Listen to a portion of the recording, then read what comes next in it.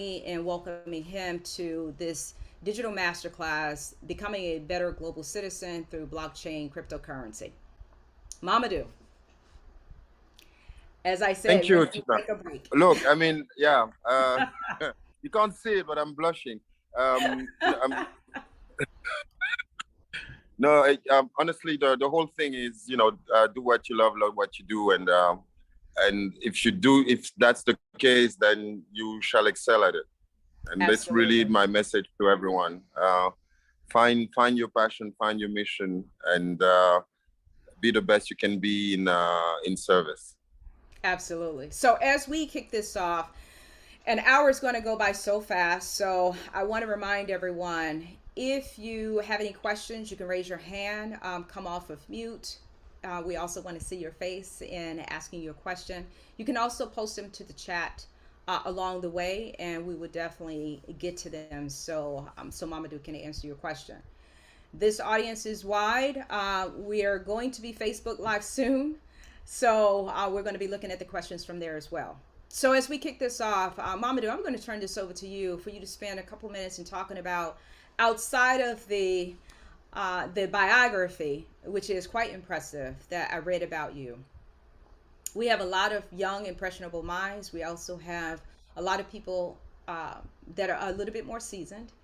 Everybody is curious about fintech, finance, but they're also very curious about who you are and why you are one of the people that's at the forefront in trying to change to make sure, the fintech world is something that's accessible for everyone, and particularly minority communities as well as those that's underserved. So give people a little bit about your background, where you come from, and why this has become a passion for you. So thank you, Tina. So I was born in Cameroon, which is my country and my roots, and I followed my parents who were immigrants in France, where I studied, and I was lucky and privileged to be sent by the principal at the time to really like the most prestigious high school in the country. I think probably 3 out of 5 Nobel Prize might have come from that school. And it was a bit of a aha moment for me. I was, I think, the only African then. And I realized how sometimes uh, you have a huge, I would say, non-fair or unfair distribution of opportunities, Mm-hmm. right? And as such, I felt compelled with the responsibility to give, as I go, equal access to opportunities to people, regardless of wealth of birth or place of birth. Because I could remember back home, there were so many smart people who would never have the chance I was given to be exposed to such quality education and environment with so many bright people, and where people come and look for you to give you a job when you graduate, right? So, and I believe intelligence and creativity are evenly distributed across the planet, but not everyone does have that opportunity to showcase. And therefore, um, I started my first NGO. I was 19. Straight at the end of high school, mobilizing young Africans in top universities in Europe to start doing programs to mentor young African on the continent and give them opportunities to study abroad. We also build libraries in different countries in Africa for people to be exposed to books and reading and open their mind to the rest of the world, and also remind all those young Africans not to be selfish when they get to Europe in those top universities, because it's only by helping others grow that we grow, and not find ourselves isolated and complain about whichever glass ceiling, right? Numbers make strength. And and along those lines, it was I was actually kind of split when I graduated with a master in finance between go and do humanitarian work or go and join the finance world straight. And for a reason, I understood that the scale of my impact would be much, much bigger if I could get involved or where the decisions are made, where the money is distributed and how it's distributed. So finance for me was key until I made sure I understood that environment, why Africa could be so poor, but so wealthy and in terms of natural resources never really made sense to me. So I did it really to really understand and crack that code. Why is it, right? So I still sometimes regret not to have gone into humanitarian and camps and work for the UN and those kind of things. But it's the impact you have on millions of people could be so much bigger than being in a particular area. So I decided to go that route, and for me it's been also very interesting because even when I joined finance, I remember telling my mom when I was investment banking that I was going back to Africa. She was very excited, right? She said, Oh, really? you're gonna Why? she said, "You're gonna finally achieve your dream." And I said, "What are you referring to?" And she said, "Look, you've always wanted to change the world. And when you arrived in France, when you were a kid, you were so shocked by the level of development, the quality of infrastructure, that you told me one day you'll go back to Africa and you'll make sure it looks even better with happier people in it." And and when she told me that, I smiled and I said, "Okay, so let's do it then." So flew back to Africa and was based in Johannesburg.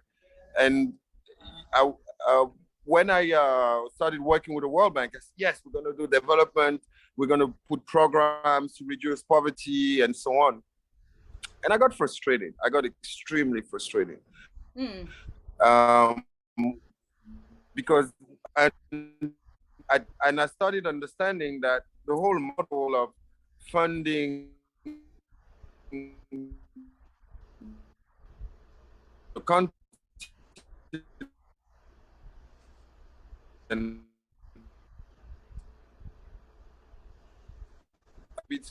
world-class equipment and staying home, right?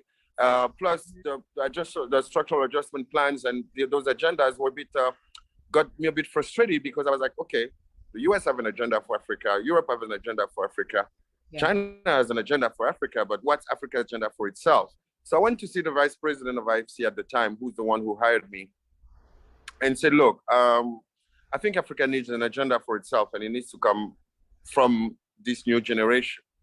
He somehow looked at me and said, "Do you realize what you want to do?" I said, "Yeah." He said, "So are you quitting your job?" I said, "No, I'll keep my job and I'll still do that." He said, "Okay, good luck then." But it was quite and so I started. And also, Mamadou, what age were you, just for frame of reference? So my first NGO, I was 34, 34, 30, yeah, okay. 34. And and that's where I started. And then you had the World Cup in South Africa, right? At the time, I was living in Johannesburg. Yeah. And everyone, because when you work in finance, a good thing is that because you fund big projects and big companies, you end up knowing a lot of people, from political leader to business leaders, and they all wanted to come to watch the World Cup in South Africa, in Johannesburg, which was the first ever World Cup on the continent. And I couldn't keep up with all the requests. And I told people, look, I'm not a travel agent, but if you're going to be coming to South Africa to watch the World Cup, why don't we use that opportunity to effectively talk also about what's not working on the continent and what are the solutions we can give? And they loved the concept. So between the semifinal and the final, we had like a 1-week conference, itinerant conference, watching the games and gathering at looking at solutions to develop Africa and the continent. And that's how Africa 2.0 was born, because we asked ourselves, if we had to change the continent and build this new vision, what is it that we should do? So we gathered people from Dar es Salaam to Detroit, from Cape to Cairo, people of African descent from around the world, to come up with a vision for the continent. So as And then that's how Africa 2.0 was born. We had like more than went, organized ourselves, and prepared a manifesto where, based on key people expertise, and we went to the African Union and to the World Economic Forum to present that manifesto prepared by our generation. I was lucky. I had people like Graça Machel, Nelson Mandela, who really supported me and mentored me on that journey, and also people like former President Obasanjo. And 3 years later, 47 heads of states ratified a vision for Africa, largely inspired from the work we did. So little did I expected such a success, but yeah, it was great. So I've always had this double life of high global finance expert, investment expert, and social entrepreneur, which leads you to sleep 3-4 hours a night, but it at least when I went to bed I would sleep at peace, and that was very important for me, get peace of mind. So just for context for some of our young leaders that's on today, especially when you're so I understand you said you started an NGO at 19. At 34, that's when you decided to go back and to make a huge difference on the continent of Africa. I went back at 29, Oh, it's actually. 29. 29, Okay, yeah. and then 34. Yeah, So between yeah. so when you think about leading up to 19 to 25 years old, what were some of the things that you thought about from building your skills? How did you, or who were some of your influencers, some of your mentors, the people that you were looking at to actually gain this humanitarian, um, to be a humanitarian czar, and particularly in finance, because the two can be absolutely diametrically opposed to each other. Usually, when you go into finance, it's all Yeah, about money, exactly. and it can be very self-sustaining and Yeah. very selfish. But you had this other extreme. What was causing that? So, I mean, when I was the World Bank with IFC, I was in charge in investment in telecom media technologies. So even before that, at BNP Paribas, I was involved in one of the first investments in the world in GSM for Africa. And at the time, people were telling us, I mean, why do you want to bring mobile phones to Africa that they barely are, are managing it with fixed line? And my point was, but that's the whole point. With Yeah. mobile phones, you would leapfrog, right? And it turned out to be a huge success. If you take the case of Even Mama, Nigeria even in before my you finance, went to the work world, so we have those that's in middle school and high school now, right? So at 19 years yeah. old, you were still driving. Your mind was in a completely different place. So for those that's listening that's still in school today, just talk about some of those nuggets. What influenced you? Who influenced you? How did you decide to? And Okay.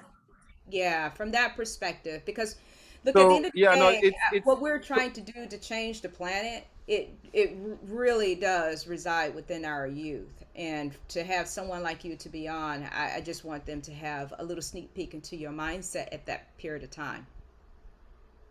no, it's critical, and it's a great question, right? So I mean, when I was adolescent, I think I started also reading about where I was coming from, knowing my roots, and understand also by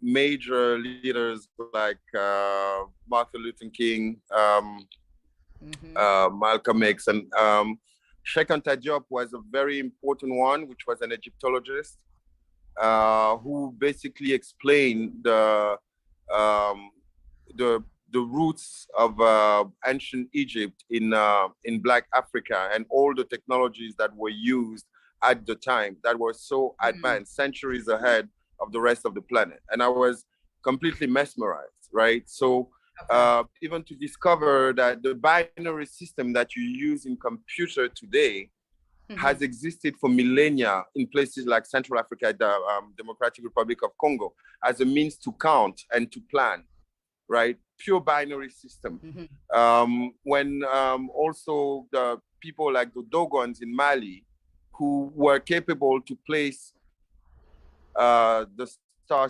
Sirius in the and the constellations in the sky, with no astronomy, no knowledge, but they had those ancient. So there was something in me that said, okay, we've been able to kind of move very far using technology. Somehow we lost it along the way. But if we end up managing and understand what technology can enable us, then that would be a great way for us to get ahead as a civilization, and have something that would be more balanced for the planet. And what was very interesting is I was involved in the very early days of internet, right? And for me, it was the big game changer. And I was in high school actually, right? And I realized, wait a minute, it means that anyone back home could suddenly access to all of the information available in the world from their screen. For me, it was like, wow, that's an equalizer. That's an equalizer in the sense that, okay, you don't need to get a visa to pay for a flight to get somewhere and get to the best library in Europe or in the US. It can be in the back of your village and access unlimited information. And I was so mesmerized by that. So technology really was for me something very interesting as an equalizer and as a way. And when you think of blockchain, for those who are, adolescent today, it's a huge game. We're going to segue to that. Okay. I don't want to put the cart before the horse because a lot of people still don't quite understand blockchain and cryptocurrency. So if you can wrap this piece up, we're going to fast forward to disruptive technology today. Yes, and also the point of the mobile phone was when I was in in business school. The French system is a bit different. What was very interesting to understand was how is a company structured? Who provides the money? Who makes the decisions? How do you measure the return on an investment? How do we redistribute the wealth? So that's why I went to business school, because by understanding that, it was very understanding the very anchor of what makes society. Because if your parents have a job, they work for a boss and for shareholders, right? Who puts the money and decides their salary? That for me was very critical to understand in a world where, you would have multinationals and, and what I was frustrated was we don't get taught business at school. We don't get taught about entrepreneurship, about leadership, about the fact that if you take initiative, then you can be rewarded, right? Yeah. We were more taught about listening, about being good soldiers, etc., versus being creative. Following the instructions, right? As long as it's following the instructions. Exactly. So now your mind, you can't even think. You can't think because you're not allowed to think. You're just allowed to repeat and show that you've learned properly. And that's why very early, as much as I was, staying a good student, etc., I needed something where I would create what makes sense for me outside of the school system, right? And that was very important, and it's something that needs to be encouraged. That sense of initiative, but also the taste for risks, because we've been taught to always choose the least path to resistance or the least risky path. And then we get judged when we get older for having taken risks. But those who have actually made the world what it is today did take risks, whether they were political leaders like change makers or whether they were business people, right? You'd realize that, Steve Jobs was a dropout, right? But it's important today to understand the power of school and the critical essence of combining it with sense of enterprise and initiative. So now let's leapfrog into, because we're already 25 minutes in, and I want to make sure, again, guys, if you have any questions, please drop them in the chat or raise your hand so that you can interact with Mr. Toure directly. So we're talking about blockchain and cryptocurrency under the guides of fintech and the auspices of STEM. There's so much that's unknown. Why don't you take a couple minutes and break down what's the difference between the two? Why is it needed? And where is it applied today? And how you think it's going to be a driving change to impact our financial disparities countrywide as well as small businesses. Okay, no, sounds great. So blockchain is basically, I would say cryptocurrency is a case study within blockchain. People tend to confuse that, right? Blockchain is more the underlying principle and infrastructure on which cryptocurrencies are built, right? So I would say cryptocurrency is the car and blockchain is the road. To kind of give a, right? So it's an application of blockchain as a principles. And blockchain, what is it ultimately? It is the capacity of, is the principle of validating an information or a transaction by simultaneously having different connected computer to stamp it, right? So historically, if you look, for instance, at the model, you would always have, let's say, a notary or somebody, a central entity that would say, okay, this information is correct, and I have the authority to confirm that it is, okay? Now, the problem of that is that, human beings can be fallible, or his file or folder, or can disappear, burn, or whatsoever. The power of blockchain is to have that information simultaneously captured around the world by many computers or servers, right? And they capture the chain of information, and which makes it tamper-proof, because then you can always verify. Yeah. So why is that important? It's let's say, for instance, in the case of cryptocurrencies, the way it's used is to say why Bitcoin was created in 2009 after the global financial crisis, right? And you had this whole issue of too big to fail, and well, you also had central banks. The FX effect too, because I remember when I was in global sourcing, one of the and we were a commodity and in commodities or natural resources from other countries. One of the big things that they talked about that they put in the T's and C's, and it's an FX effect because the dollar was so strong. And I remember even in the early 2000s, people were trying to figure out how can we stabilize the FX. So, and then you had the compounding issue of the financial crisis.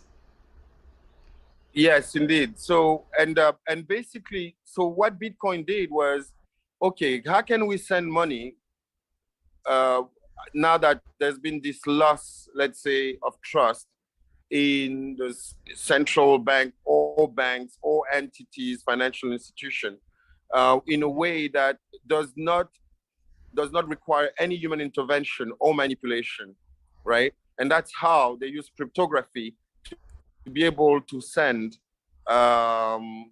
this digital asset and make sure that the transaction was received because it was registered and recorded across so many computers that you can't challenge the fact that the transaction or the information was shared or happened.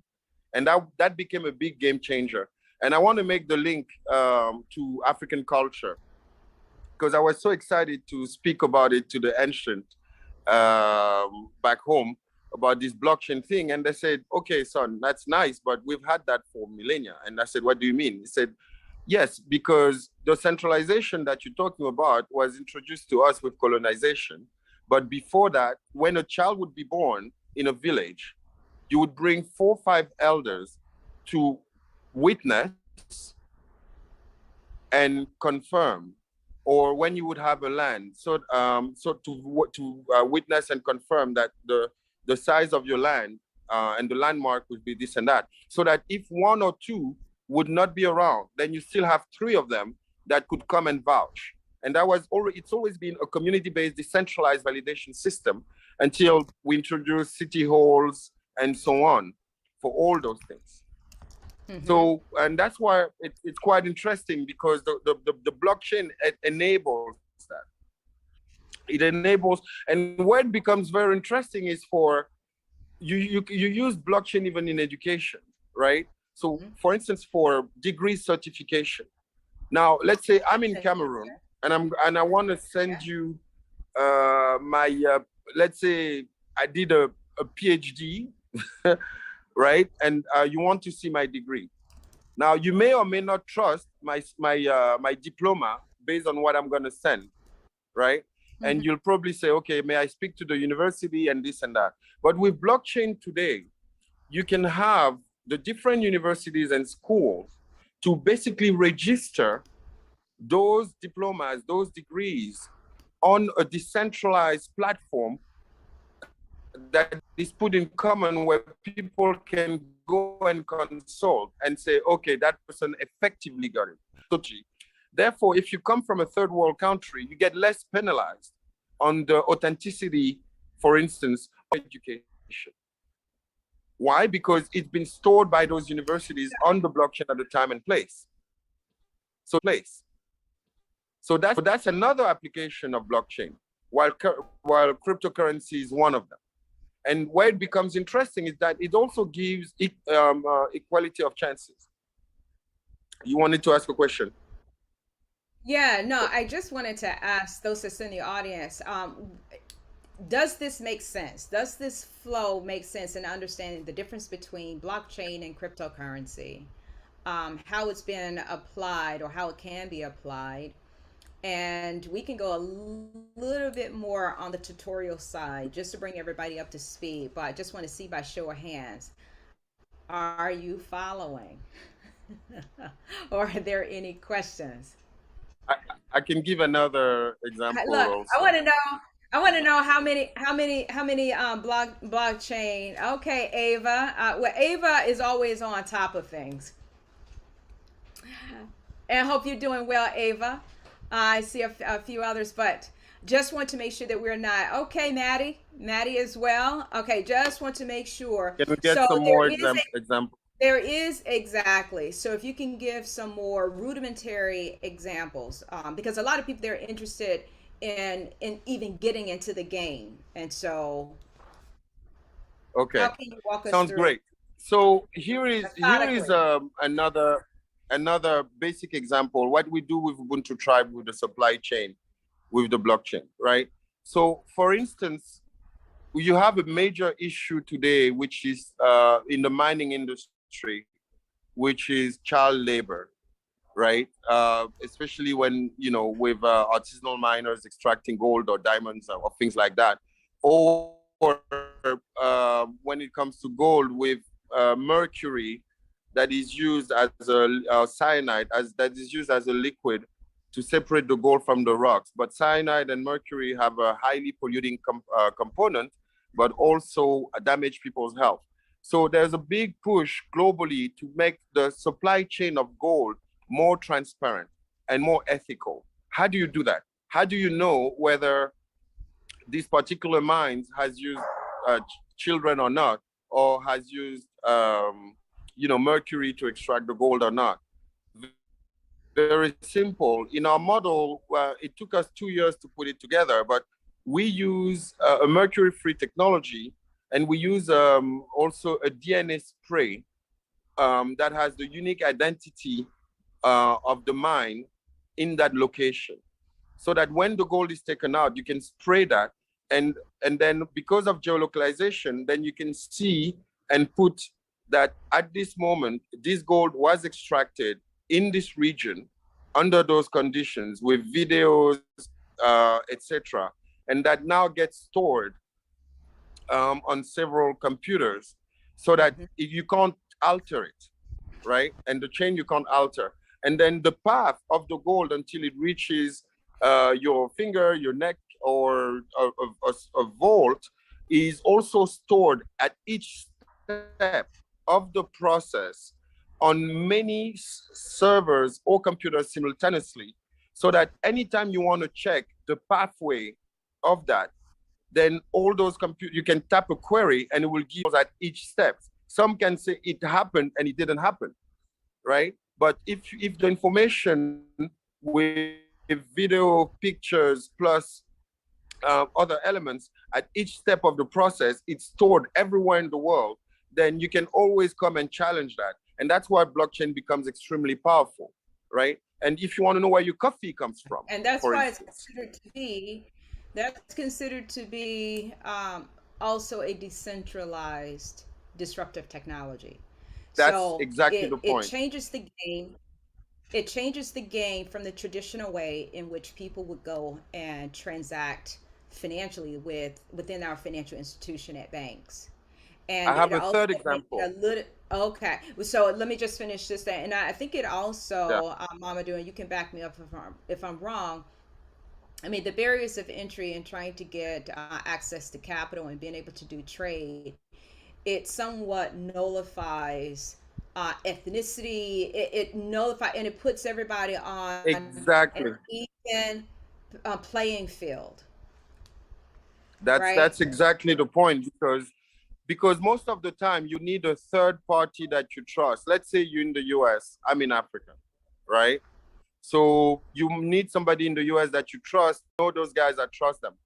Who knows somebody back there, let's say in Cameroon, who say, and so you have a chain of along the thing that makes the price very high because you have to pay them, and the actual producer doesn't get Right. much because he has to pay the guy who trusts, and Hmm. finally the coffee in your cup is $10 and he gets only one, and everyone else in the chain of trust get eight, the balance, for instance. But what if that farmer could say, okay, here's the spray, right? I have this technology that you can follow all along the track, and instead of giving all that much to just people who are intermediaries in the thing, you give it to me so I can feed my family, because you can see that the information has been decentralized and validated at each step of the process.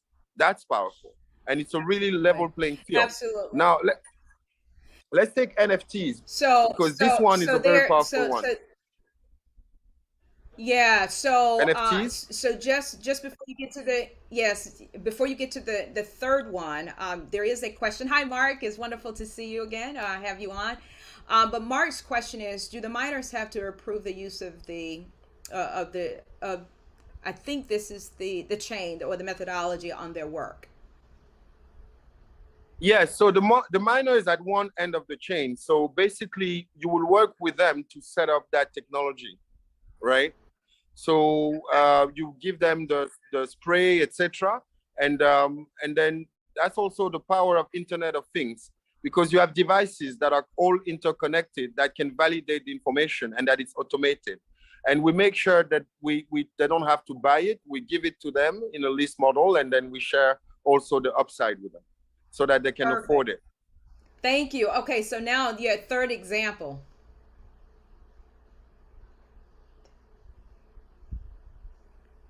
Third example is non-fungible token. I'm sure you've participated to some NFT drops.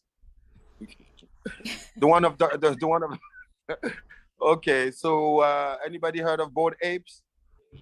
One of those. Can you explain how blockchain might apply? Okay. So NFTs is non-fungible token. So basically, let's say your picture on Instagram, you can make it an NFT. And how do you do that? It basically says, okay, I've taken a picture or I've done a piece of art, and this is mine. And even if I put it on the web, I want everybody to know that it's mine, right? How do you do that? If you save it on your computer or if you put it on internet, anybody can go and copy it and share it, right? Without necessarily having you taking ownership or being accorded the ownership of it. Now, with your piece of art, then you can have it saved the same way on the blockchain, right? Or your piece of music, right? Or your invention, your mini patent, patent of your invention. Then you And put I it on a think, blockchain, and right? Mamadou, Maddie has journalism and activism. So if you can be into how the non-fungible tokens can be applicable to those areas as well, because I know she's very passionate about those. Okay, journalism activism, very simple. So let's say there's been an incident, I don't know, in South Central, yeah, South Central LA or somewhere.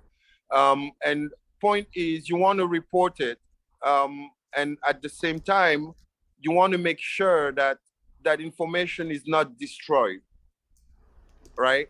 So what you do, you save it on the blockchain so that first we have a timestamp. We have so the person who wrote it, who's acknowledged, and it's saved on so many other computer that nobody can just erase it. Mm-hmm.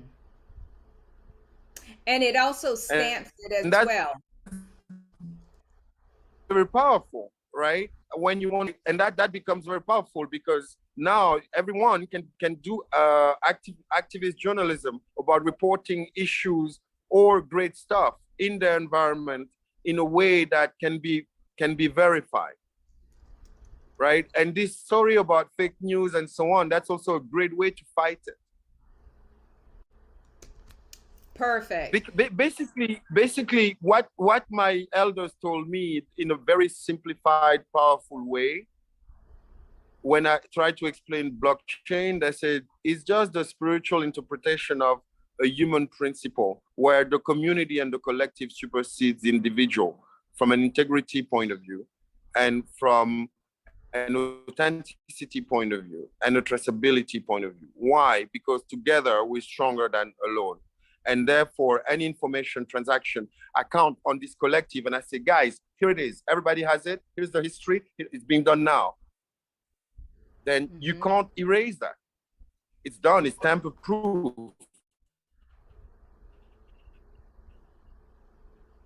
But it's because of the power of many, of let's record what happens together.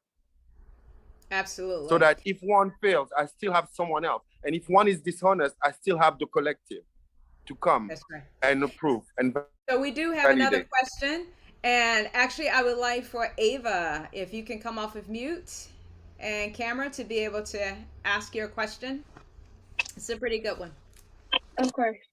So with blockchain, one of the major problems is that transaction time is slow. So how do we ensure that everything is up to speed and verifiable? Okay, very good question. I can see I'm talking to an expert here. So transaction time is much better now. It used to be pretty slow. It's a bit slower on Bitcoin than on Ethereum, but you know, within 1 to 3 seconds now, you can validate a transaction. Now the network can be crowded, but it's going with layer 2 blockchain is going much faster now, right? And it's going to go faster and faster as we go. So I think it's like everything, right? If you remember smartphones, I mean, basic phone versus smartphones, that's the same trend. It's going to go faster. It's going to be more interconnected. And the same way, that's why you're talking about Web3, right? Is that now people will own the information, load it, transact the same way as they do on internet today and at a very good speed. So, and does that answer thank your you, question? Ava. And I think this is a very good. Yes, so she was shaking her head. And I think, Ava, thank you for the question. I think it's a very good transition to talking about other disruptive technology. So the fact that we're talking about the speed, there's also from an environmental standpoint, making sure that we can have less energy that's being pulled in this new technology. Mamadou, I know you're working with a lot of brilliant technologists that's out there and disruptors. Talk to us about how this is going to be safer for the climate. Yes, so indeed, you know, there's been this issue about Bitcoin consuming a lot of energy. But Bitcoin was based on a protocol that is called proof of work, right? And proof of work, basically, the way it was done, without getting into too much detail, you would have computers and servers that would have to resolve very complex mathematical equation before issuing a block or validate a transaction. Basically, now you've had other models that are much less energy costly, like Ethereum and other platforms are based on proof of stake. And proof of stake does not require so much energy and allow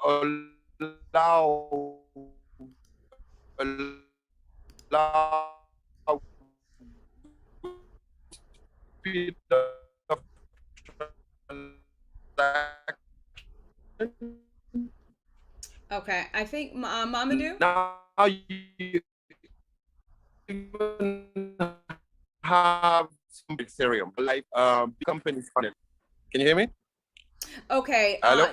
yeah, I think your internet was, I think it went out. So the past 45 minutes, we couldn't make out what you said. Could you mind repeating that? Okay. Or would you mind repeating that? So, I mean, it used to consume a lot of energy because a lot of protocols were based on proof of work, like Bitcoin, right? But now you have other platforms like Ethereum and others that introduce proof of stake that consume much, much less energy. You even have some platforms today that consume like 1,000,000 times less energy. 10,000 times less energy than Bitcoin or Ethereum that are live today. So this too is being solved with building, adding blocks to one another. So you had much less consumption today. So that issue is also being solved significantly. Perfect. I think there's another question. Maddie, if you can come off of mute to ask your question. Hello, good morning, everyone.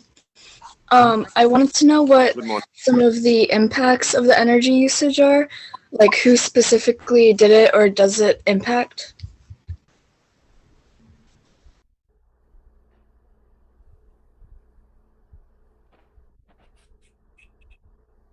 Yes, so you have today, people used to say that, yeah? We're good. Okay. So Bitcoin used to consume as much energy as Sweden as a country, right? And yes, it does. But today, like I was saying, the impact on environment is much less because you have way faster transaction processing and much less consuming energy. So that's one. But also you can use blockchain to improve environment. And that's what people don't realize, right? The example I gave earlier on the supply chain. Now you can help people plant trees and get paid for their carbon credit using blockchain. Why? Because you can bring the carbon credit on. I'm working on that on such a project actually with one friend of mine where you would have a carbon credit exchange on the blockchain that would be able to reward directly whomever is planting trees to harvest carbon credit, right? So anyone in Amazon forest, etc., could now create wealth and be incentivized for that and be paid in carbon credit using blockchain-based exchange where this carbon credit is traded. You also have other different models where communities effectively use Internet of Things with sensors, right, to measure pollution or to measure global warming, and they're all on a blockchain so that you have authenticity, real-time information. So it's also a very powerful tool on the other hand, and it's consuming less and less electricity based on the new technologies and protocols that are being provided. So and just moving towards the whole mineral component, Mamadou, you are one of the leading voices out there in talking about how this can help offset again a lot of financial issues using gold. So walk everyone through that whole process and where your company today is leading in that conversation as well as leading in the practice of minerals being used as a form of currency. Yes, correct. So basically, when you look at the journey and why I did it, I went back. I mean, I was in Africa and I of course traveled a lot. And every time I would come back home, I would be dealing with a currency that has lost a lot of value, people purchasing power that would be eroded significantly. And every time I would have spare notes and leaving the countries, there's nothing I can do with it. Nobody wanted them. And for me, it didn't really make sense because Africa is sitting on 50% of the global gold deposit, 80% of the platinum, 70% of the diamond. And yet people were getting poorer and poorer while they were exporting so much gold. It didn't make sense to me, right? And then I thought, okay, because I had a tech background and I was involved early with blockchain, I said, wait a minute, if Bitcoin is backed by nothing, why don't we create something like Bitcoin, but backed by real gold that people could have in their hands and backed by this real asset that has value and that we're standing on that has so much value and potential. And therefore I decided, okay, let's tokenize gold, but make it available to anyone with a mobile phone so that we could give 1 milligram of gold, or people could be able to from as low as 5 or 6 cents, so that there's no more barrier to entry. And the reason for that is that gold, in the meantime, while a country like the Naira, a currency like the Naira lost 40% of its value, gold gained 500% in 20 years. So people, if they had been that in their wallet, they would be so much richer instead of keeping the paper money that loses value. And even now, when you think of the US, we're talking about inflation, right? Or inflation in Europe around 10%. Let me explain what it means. That if you had $100 at the beginning of the year, at the end of the year, that $100 would only give you the possibility to buy things worth $90. That's what 10% inflation means. So your purchasing power reduced, and that's something very, very critical, right? When you think of it, if you want really to have impact, then give people something that has value. So why not tokenize gold? And so that's how we did. And now we launched it a few months ago. And technically, people can even redeem the token with physical gold and change it, right? So and they can transact. Now gold is accepted everywhere in the world, right? So think of this. Did you know that they give gold before they go on a mission? Why?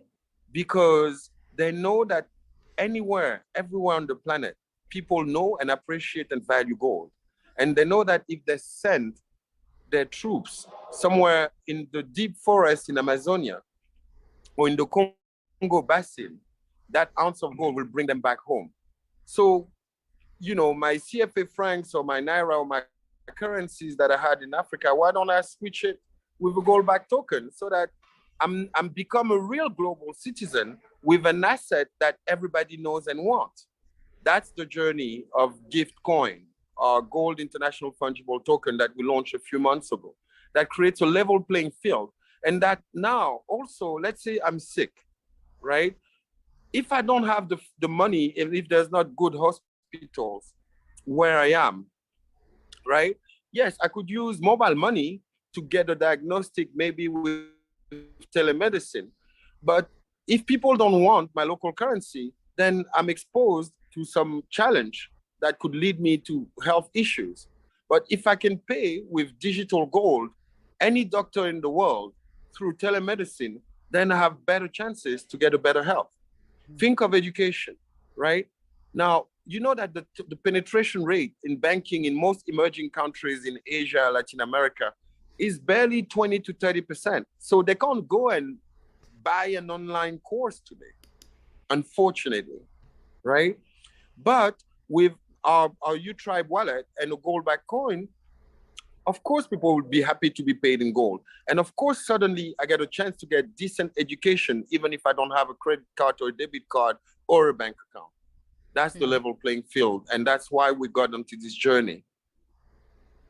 Absolutely. Well, we only have a few more minutes. It rushed by, literally.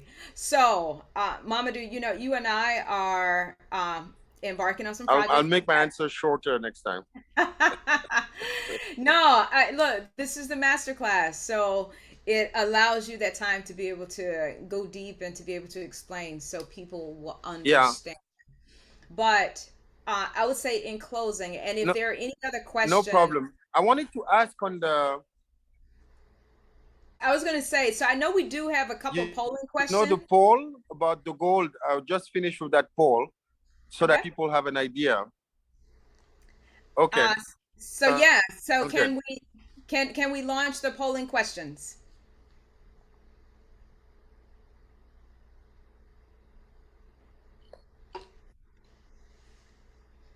So the question about the poll was, like a barrel of, do people know what was the price of a barrel of oil? Yeah. Yes, but hold on. In 1900. Did we launch the polling questions?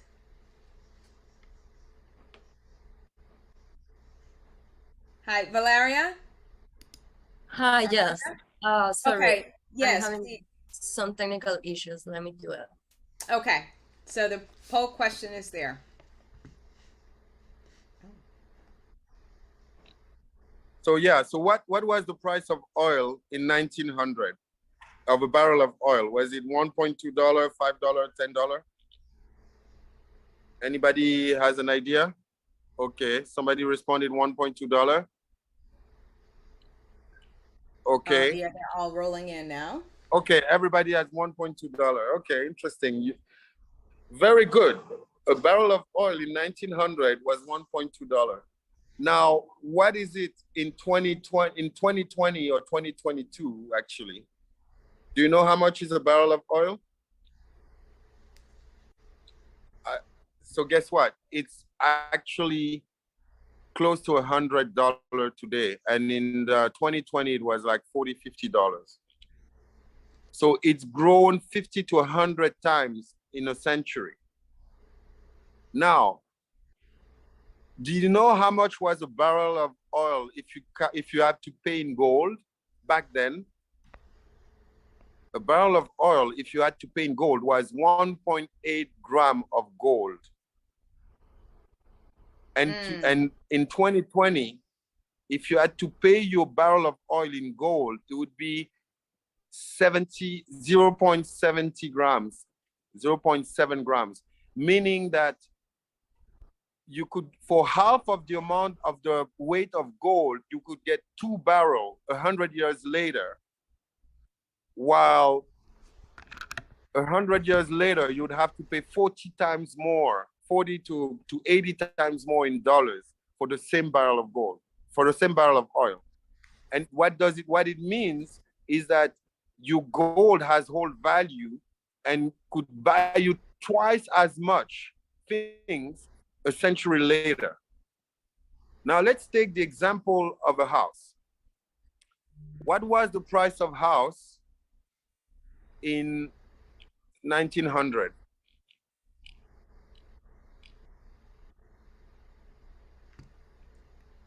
It was let me give you, okay, there's some good answers here. It was $4,300. Okay. Yeah, somehow I didn't see. Right? And now the average house in the US in 2020 is $320,000. So it has gone up, right? But now in gold, for that same house in 1900, you would have to give 6.5 kilos of gold. How much Wow. gold would you have to give today for that same house? Only 5.8 kilos of gold. That same house of $300,000. So you'd have to give less gold, but almost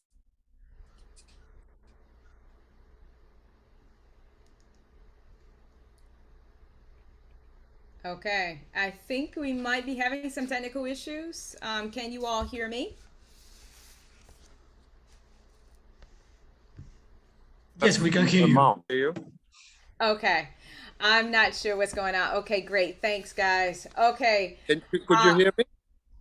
I think you cut out at maybe the last 10 or 15 seconds. Could you hear me? You cut out at the, I can hear you now. You cut out at the last 10 or 15 seconds, but I think we did pick up the point around the gold. Yeah. So basically, it holds value, right? And it's Yeah. important to see, why we want to give gold in people's hand today so that they can not only access the global economy, but access real wealth without their wealth being depreciating or their purchasing power going down. Yeah. So for parents, So, we want to pay for their college kids. They should buy gold so that they can pay for college without too much issue. Gold. Absolutely. Absolutely. And they can actually do it as part of the blockchain platform. Exactly. Our gift token. As we wrap up, yeah, so as we wrap up, so Mamadou, there's a ton of stuff that you're going to do. I know you're going to make some major announcements as relates to gold and some of the fintech projects that you have going on, and I look forward to seeing you again, whether it's in Africa or in the Middle East very soon. Final question. Yes, I would like to know, where are legit places you can purchase gold? Okay, so for ours, you can come to our website, by the way. So utribe.one, and you could basically buy them today. Buy digital gold-backed tokens, and if you want to redeem it, we can send you the gold physically. The advantage is that you don't have to break the gold yourself, right? So it's fully digital. Now you can also trade it on exchanges. From October, we'll be on exchanges. But and we have a wallet coming soon that you can download on iOS. It's actually already on iOS and Google Play, which is called the utribe One wallet. That will go live in a few weeks. So you can download the wallet, pay with your card, and get the tokens. And or go today on our website, copy the address if you have a MetaMask wallet, and then buy those tokens, and you'll be able to trade them from next month once we list on exchanges. Perfect. Thank you. And again, look, we are out of time. And trust me, it's legit. It's checked, overchecked. Yeah, it is. Yes, it is. And actually, Mamadou, why don't you talk about the certification? Why don't you briefly talk about the certification so people understand? Yes, so we have a whole certification. The gold is sitting in vaults in Copenhagen, Stuttgart, Zurich, Dubai, and Singapore. And there's a traceability, and those gold are certified in a way where according to international standards, London, and we've been accredited also by the Singapore Global Metal Exchange, which gives us a full global play. And the very good news, which I can announce now on this show to Tina, is that we've been given a license as a first ever, as a regulated stablecoin, which makes us the first regulated stablecoin, gold-backed stablecoin in the world at the moment. So we're very proud of that. Wow. And which really gives us edge on any of those stable coins out there because they're not regulated and we are. You're changing the game around technology and finance, as well as removing those barriers of entry. Regardless of how old you are or where you are, you can participate, thrive, and have a better future, and we can do that together. I thank everyone. Thank you so much for